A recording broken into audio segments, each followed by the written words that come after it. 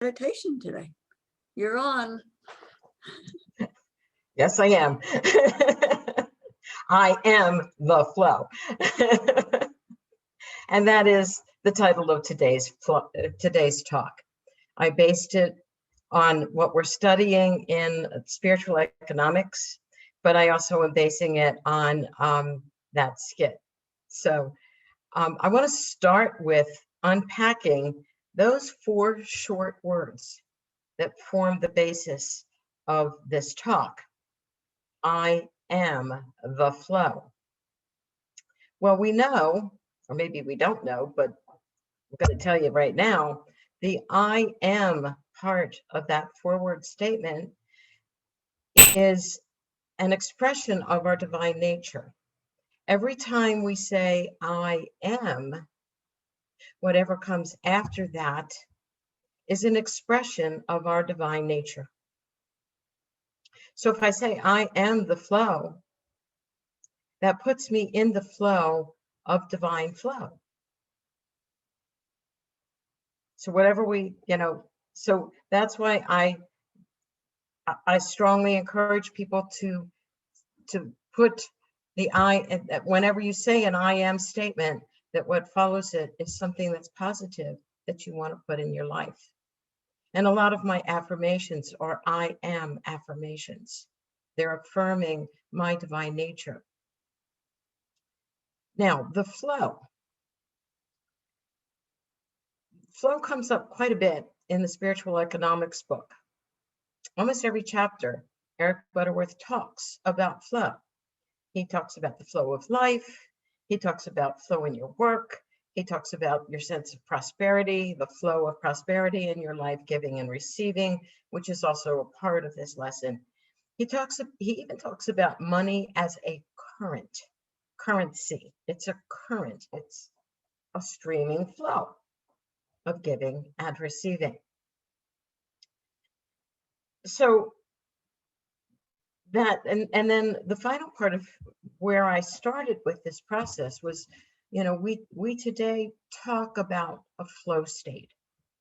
And it's a state of consciousness where, we're so involved in the activity. It's so much a part of us that we lose track of time. We lose our sense of self. We're just in the moment. For me, one of those times is when I'm gardening. I am one with the dirt. I am one with the bugs. I am one with the flowers and the plants. And even I am one with the weeds. And I love it. It's just, I lose track of time. I'm always out there longer than I think I always plan to go out. I'm going to only be out for an hour. Oops, 2 hours later, I finally get hungry and come in to get something to eat. It's a flow state for me. I think my lovely elder AK would agree that the flow state for him is music, that he loses track of time in when he's playing music, when he's in the studio and I hear the music flowing from him. We all go in that state. It's a natural state for human beings because we're all part of the divine. And so it's all part of us. It's all part of our nature.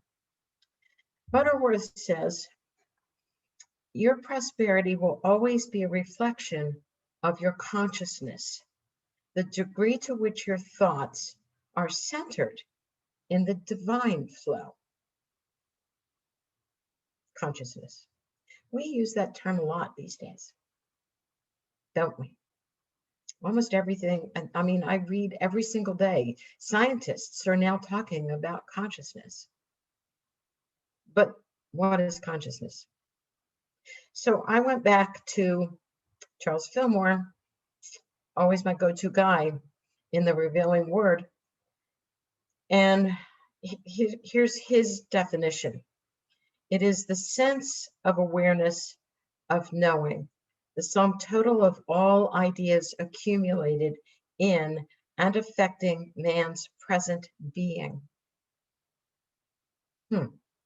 So consciousness in this definition is both an inner knowing of the inner knowing of me as an individual, but it's also the outer collective consciousness that affects each of us as individuals.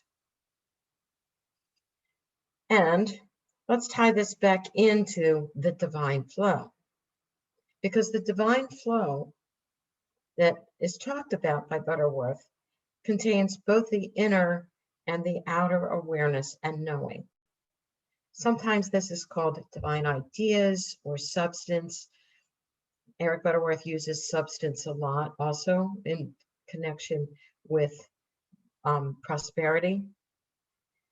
And so I'm going to go back to Charles for his idea about divine flow. Divine ideas must be incorporated into our consciousness before they can mean anything to us. An intellectual concept does not suffice. If it's all in my head and not in my heart and in my being, it doesn't matter.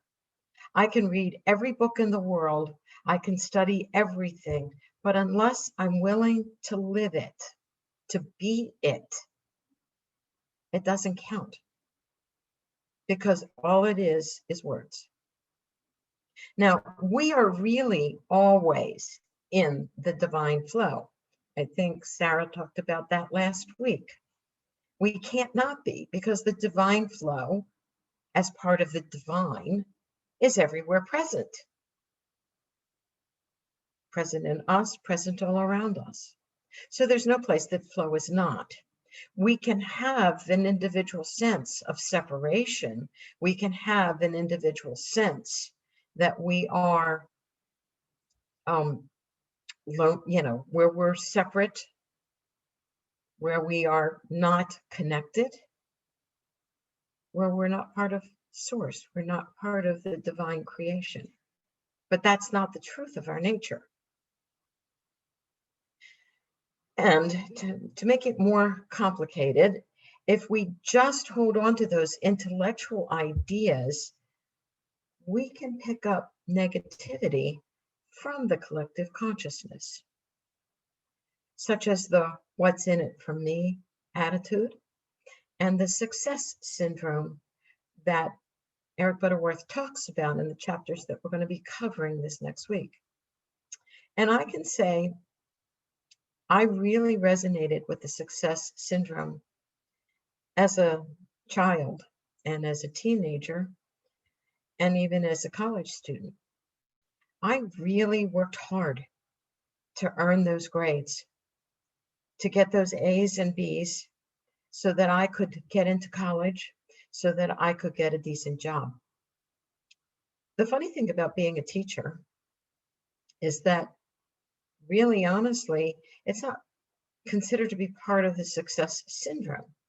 The salary is rated up and on certain levels based on your experience, your years of teaching experience, and your level of education. And so it's really geared for you. Teaching did give me that sense of security because I knew I had a guaranteed income because I had tenure. But I also had a drive for even more success. So I took on extracurriculars, I wrote curriculum, I did a lot of other stuff that brought me satisfaction. And eventually I realized that that's part of my nature. And I lost the "what's in it for me" attitude. We block our good when we have that negativity of those ideas. And let's look at what Valerie's character spoke about. There were some very negative words that she said. Money is the root of all evil. And Darren corrected her. The love of money is the root of all evil. Money has so much power over us. There's never enough money. You have to hold on to what you have because you never know what's going to happen. And I am sure that those negative attitudes towards money had blocked that character's, that personality's good from coming. And I am also sure that that character had that what's in it for me attitude. So let's shift now. Eric Butterworth says that you have to give first if you want to unblock your flow. If your flow of good that's coming to you is blocked, the only way to release it is to begin by giving. So let's quote him. If ever there is a lack of any kind, whether it's a need for employment or for money or for guidance or even for healing, something is blocking the flow. The most effective remedy, give. Under the law of giving, when things get tight, look for some way to start the giving flow. Make a commitment to giving, not a bargain with God. Rather, make a covenant with yourself.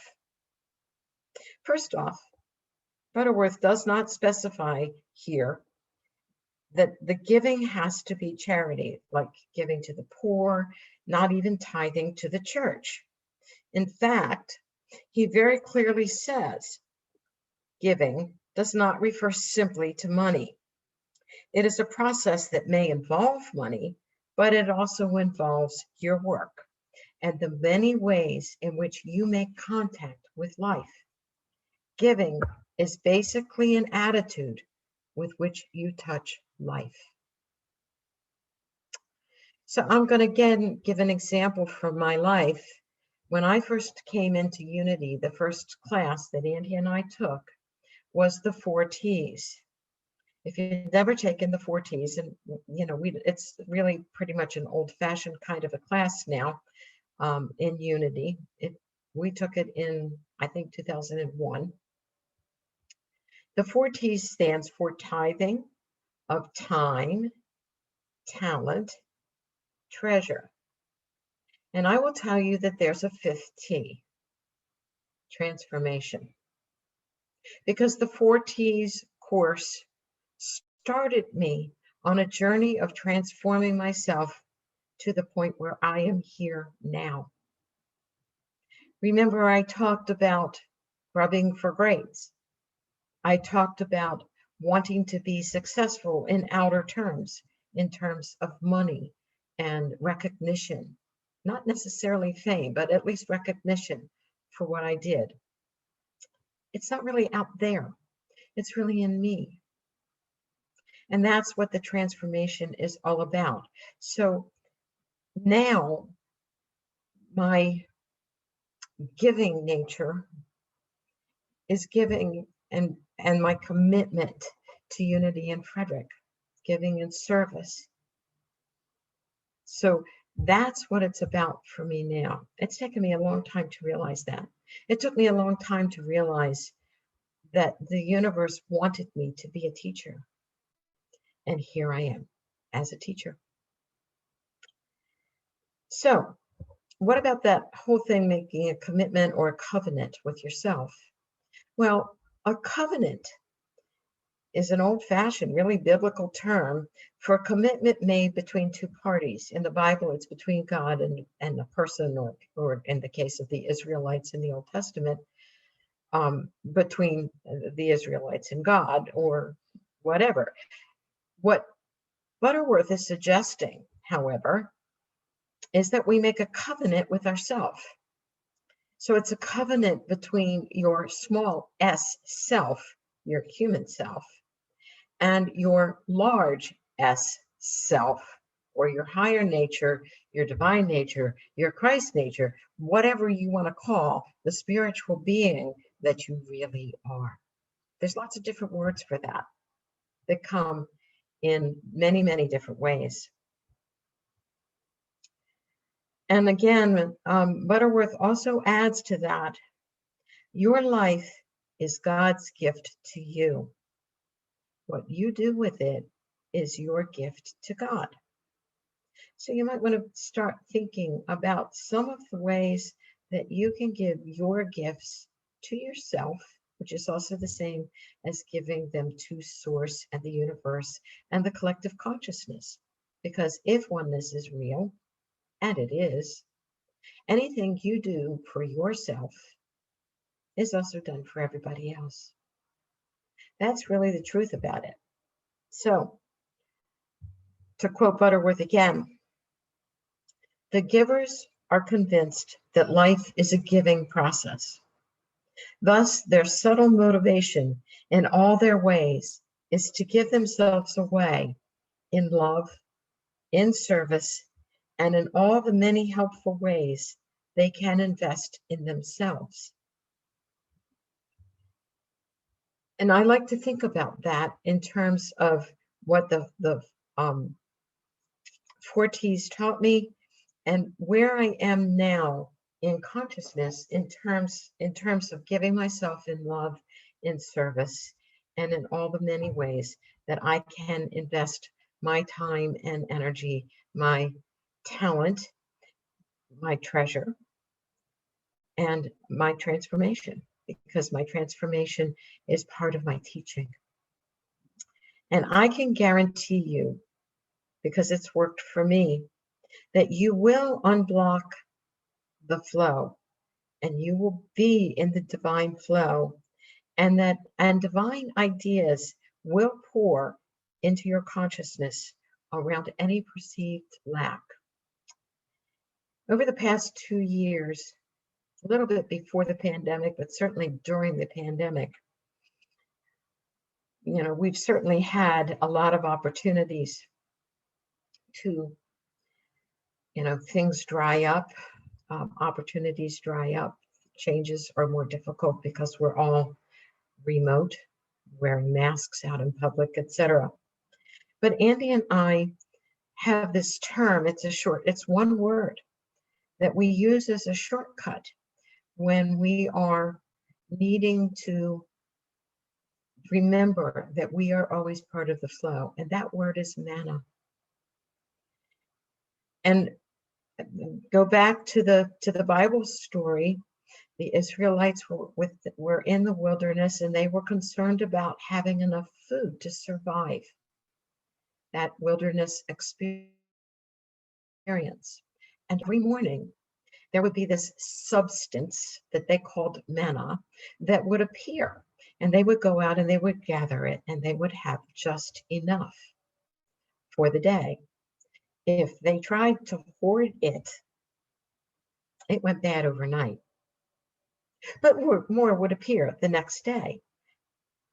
There's a sense of faith in that, in knowing that Source loves you and supports you in all you do.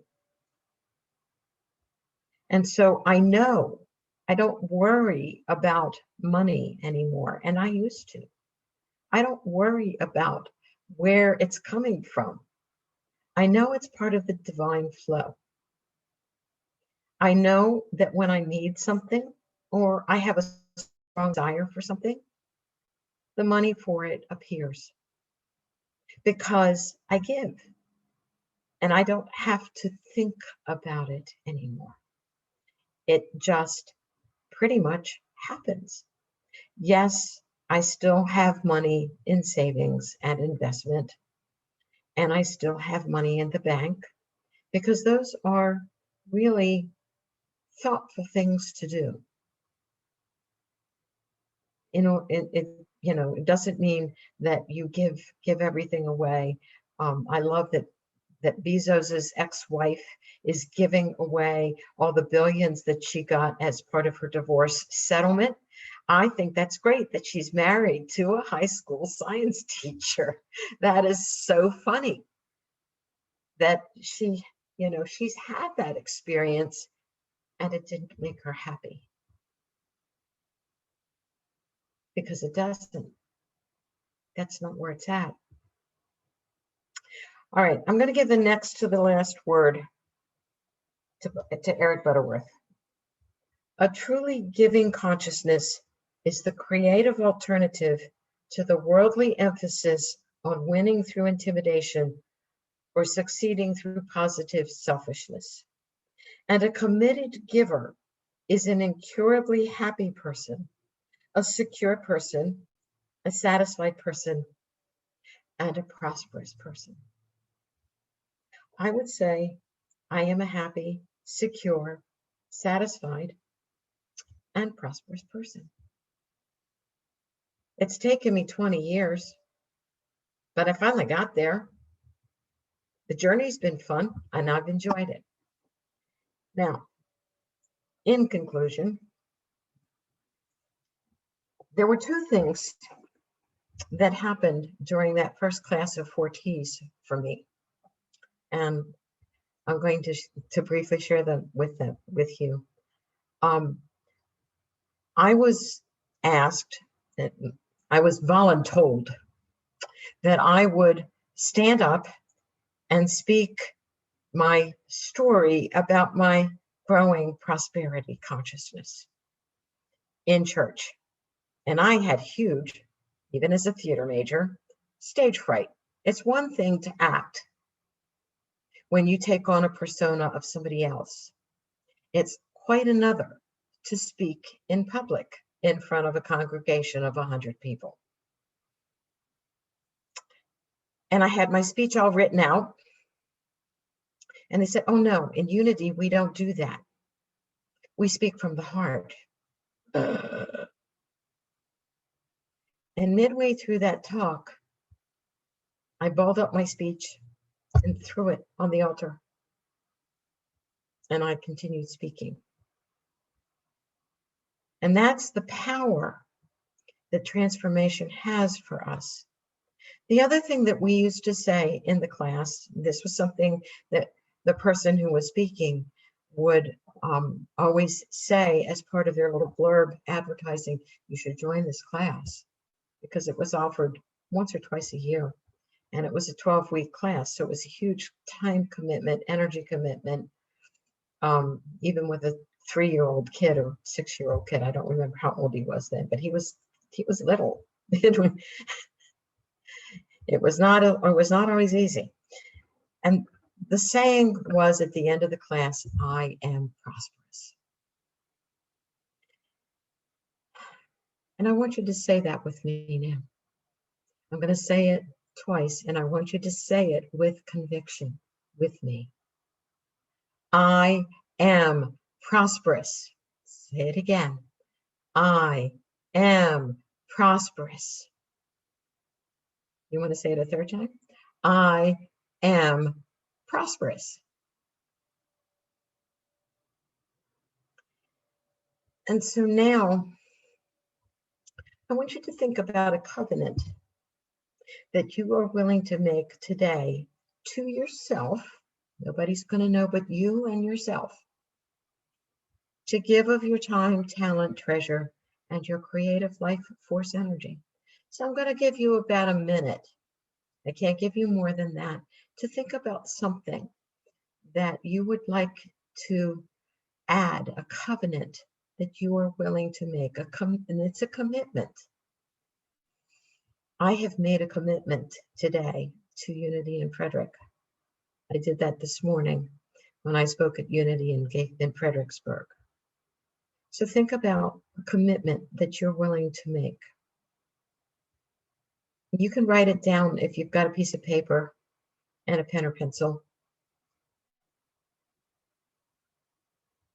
And then we're going to take that into meditation.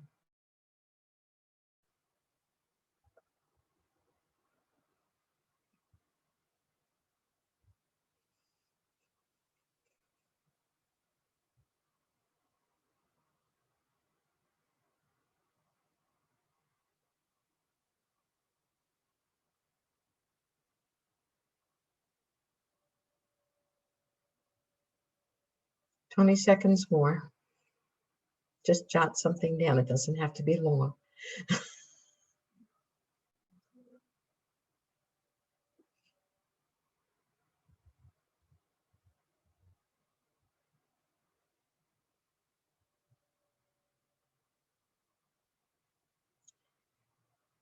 Okay, if nothing's come to you, or if you're still thinking it through, we're going to take that into meditation now.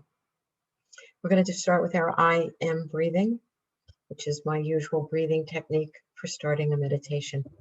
So get yourself relaxed, comfortable. Close your eyes as you are able.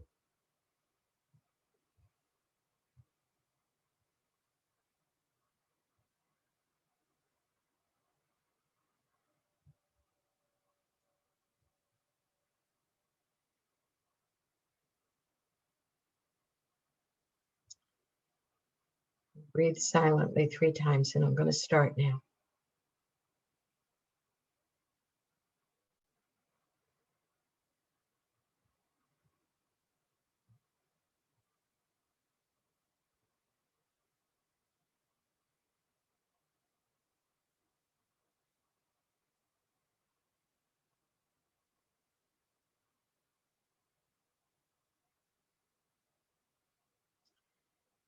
Peace, be still, and know that I am God. As we open to our divine nature, which is always there, freely available to us, as we open in prayer and meditation,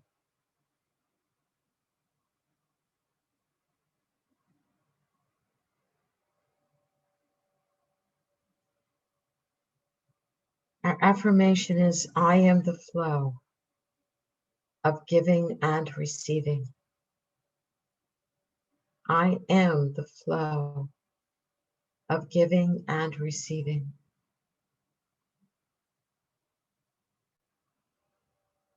And you might want to search in your thoughts, your words, your emotions, and your beliefs. Any blockages you find towards making this covenant, towards making a commitment.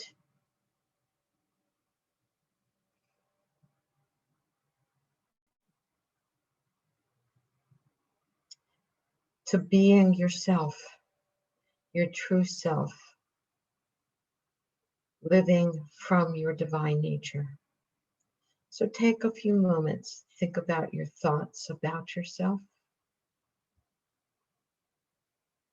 Think about words you say about yourself. Are they words that show your divinity? Are they words that show your worth as a human being?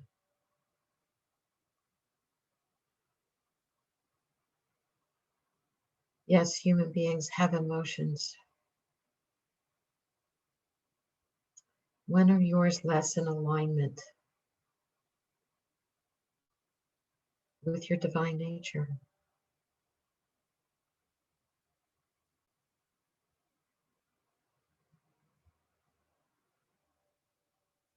And we've touched on those embedded beliefs from childhood. When you were told what to be and what to do, before your sense of self was fully realized.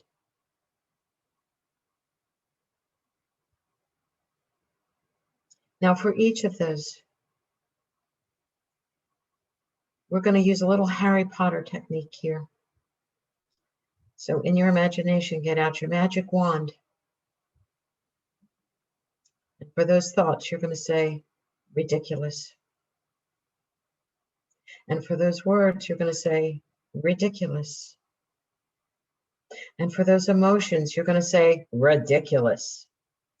And for those beliefs, you are going to say, ridiculous. And now we're going to affirm that it is your intention to make a covenant with yourself to give of your creative life force energy in whatever way is best suited to you. You're going to take that into the silence for just a few moments.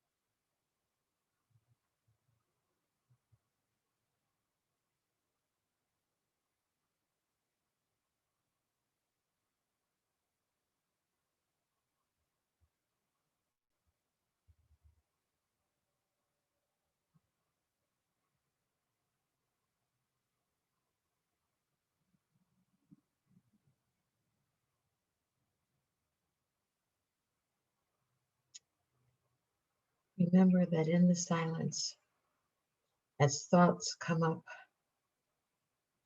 if they are troubling, you just observe them and let them go. Remember that if creative ideas come up, you do not need to leave the silence. They will remain in your consciousness, but you can also let them go.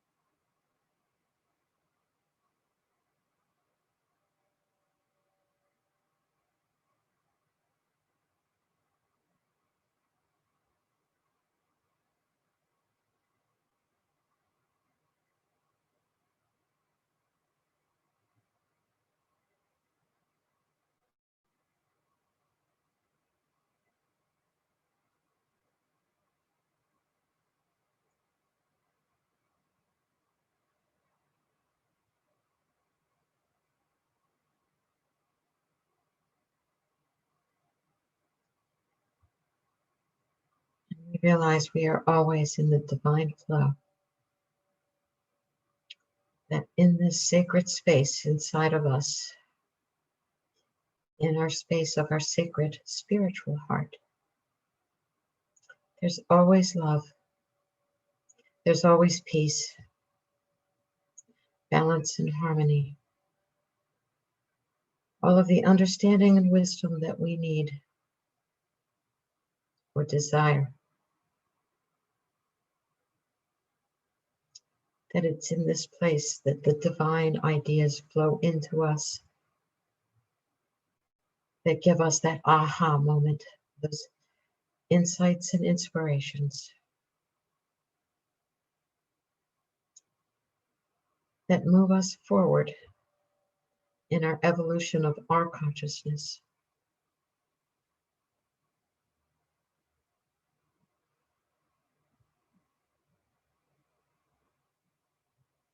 And we're truly appreciative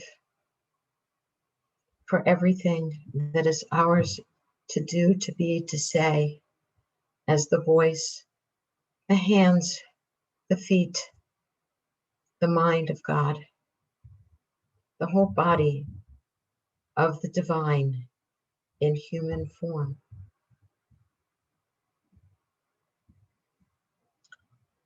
As expressions of that divine mind nature, that larger, sentient, omnipresent being. And so it is. Amen.